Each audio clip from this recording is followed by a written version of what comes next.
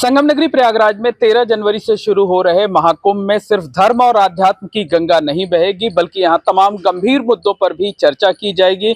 नदियों को किस तरीके से प्रदूषण से बचाना है, किस तरीके से उनकी धारा को निर्मल और स्वच्छ बनाना है, उन्हें प्रवाहमान बनाना है, इसे लेकर 20 जनवरी को नदी संवाद कार्यक्रम आयोजित किया जाएगा, जिसमें मशहूर पर्यावरणविद के.एन. गोविंदाचार्य के साथ साथ तमाम जो स्पेशलिस्ट हैं वो इसमें शामिल होंगे। अलग अलग फील्ड से जुड़ी हुई तमाम हस्तियां शामिल होंगी। हमारे साथ नदी संवाद के जो संयोजक हैं जीवकांत झा जी हैं, डॉक्टर प्रमोद जी हैं, प्रियंका जी हैं, आप भी हैं। सबसे पहले आपसे जानना चाहेंगे कि ये कार्यक्रम करने की जरूरत क्यों पड़ रही है और महाकुंभ में इस कार्यक्रम को करने का क्या आशय है? 2000 ईस्वी से गोविंद जी के साथ नदियों का प्रवास पे हूँ। गंगा जी की, जमुना जी की, नर्मदा जी की पूरा अध्ययन प्रवास किया गया है। कुंभ से अच्छा क्या होगा जहाँ गंगा जमुना सरस्वती का संगम है। आध्यात्मिक दृष्टिकोण से देखा जाए तो कुंभ की धरती शिवनेत्र की धरती है, जहाँ ईरा पिंगला सुषमना नारी का मिलन है। ज्ञान, प्रेम और विद्या की व्यवस्थाओं का जन्म होता है। नदियाँ अगर शुद्ध नहीं रहेंगी, नदियाँ स्वस्थ नहीं रहेंगी, अविरल नहीं रहेंगी, निर्मल नहीं रहेंगी, तो ये जो ज्ञान प्रेम की धारा है ये कहाँ से बहेंगी। इसलिए जरूरी है कि कुंभ में ये संवाद हो। जितने भी संप्रदाय के महामंडलेश्वर, साधु, संत आ रहे हैं, राजनेता आ रहे हैं, सामाजिक कार्यकर्ता आ रहे हैं, उनको अब गंगा जी और जमुना जी के दशा के ऊपर चिंतन करना होगा। तो निश्चित तौर पर कहा जा सकता है कि महाकुंभ में 40 करोड़ से ज्यादा श्रद्धालुओं के आने का अनुमान है। तो वो 40 करोड़ लोग अगर जागरूक हो जाएं तो शायद नदियों की सूरत जो देश में है वो बदल सकती है।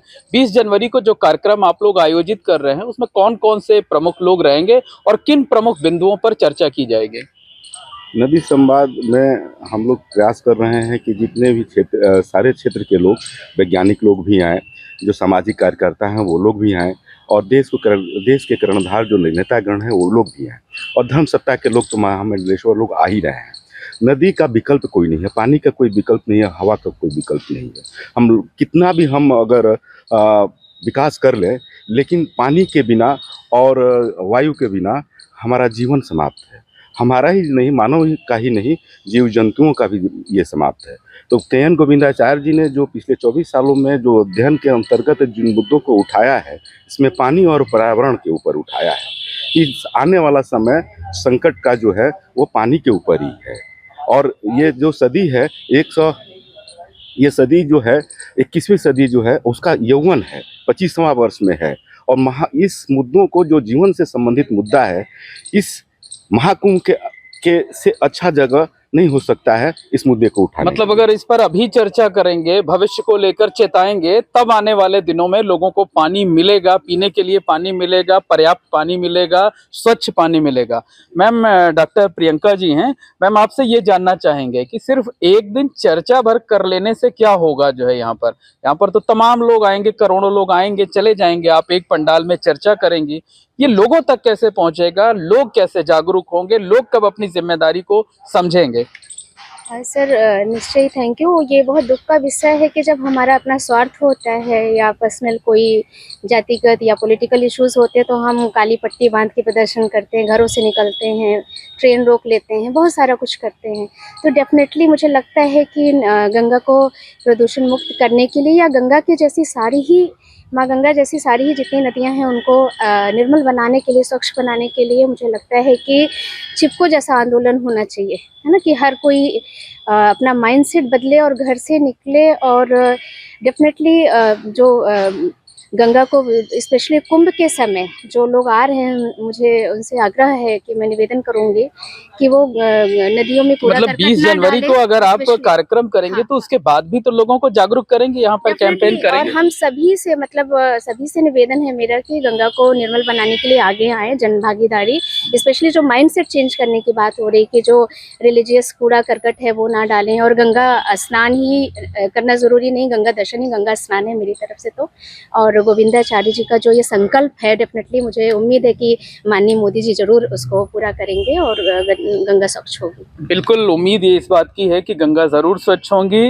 डॉक्टर प्रमोद जी हैं, इनसे बात करते हैं। डॉक्टर साहब, ये बताइए कि महाकुंभ में जिस गंगा में लोग आस्था की डुबकी लगाने के लिए आएंगे, करोड़ों की भीड़ यहाँ पर इकट्ठा होगी, उसी गंगा की भविष्य में क्या हालत होने वाली है, इसको लेकर आप चेताने वाले हैं, लोगों को बताने वाले हैं। क्या लगता है कि इसका कितना इम्पैक्ट पड़ेगा?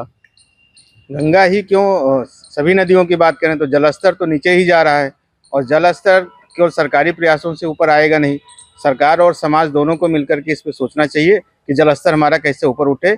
नदी तो जलस्तर को रिचार्ज करती है, वाटर लेवल को रिचार्ज करती है गंगा मैया। इस नाते अन्न और जल जो 40 करोड़ से अधिक लोगों को गंगा बेल्ट में मिलता है, वो गंगा का बहुत बड़ा उसमें रोल है। गंगा मैया एक तरीके से जो गंगा बेसिन में बसे हुए लोग हैं उनके लिए अन्न और जल प्रदान करती हैं उनको। इसलिए गंगा को बचाना जरूरी है, गंगा की अविरलता और निर्मलता जरूरी है। तो इस नाते हम सभी के जिम्मेदारी है, नैतिक जिम्मेदारी है कि गंगा की अविरलता और निर्मलता को लेकर के हमसे व्यक्तिगत लेवल से, सामुदायिक लेवल से और सरकार के लेवल पे जो प्रयास हो वो होने चाहिए। तो झा जी, ये संदेश देने की कोशिश करेंगे क्या कि अगर आज नहीं चेते तो आने वाले दिनों में शायद महाकुंभ लगेगा कहाँ? जब नदी ही नहीं होंगी तो कहाँ डुबकी लगाएंगे? हमने तो उस पे लिख रखा है, नदी नहीं तो सदी नहीं। जी, ये सदियां नहीं बचेगी अगर नदियां नहीं बचेगी तो। और चेतना ही पड़ेगा समाज को भी और सरकार को भी। इसको आप अनदेखा नहीं कर सकते, आज नहीं तो कल। अच्छा होगा कि अभी चेत जाएं। ये इमरजेंसी अलार्म है, इसीलिए अभी चेतें और सब चेतेंगे। अभी वर्तमान में सरकार भी फेवर के हैं, समझते हैं विषय को, और पूरा उम्मीद है कि अब पैराडाइम शिफ्ट होगा। भारत अपने राम राज का जो शुद्ध चरित्र है उसके तरफ प्रवास पे चलेगा। तो निश्चित तौर पर कहा जा सकता है कि प्रयागराज महाकुंभ में सिर्फ धर्म और आध्यात्म पर ही चर्चा नहीं होगी, बल्कि नदियों को कैसे बचा कर रखना है, कैसे उनकी धारा को प्रवाहमान बनाना है, इसे लेकर भी चर्चा की जाएगी। 20 जनवरी को नदी संवाद का कार्यक्रम आयोजित किया जाएगा और उससे पहले और उसके बाद पूरे महाकुंभ के दौरान अलग अलग शिविरों में जाकर, रास्तों में जाकर लोगों को हकीकत से रूबरू कराया जाएगा, उन्हें जागरूक किया जाएगा, उन्हें प्रेरित किया जाएगा।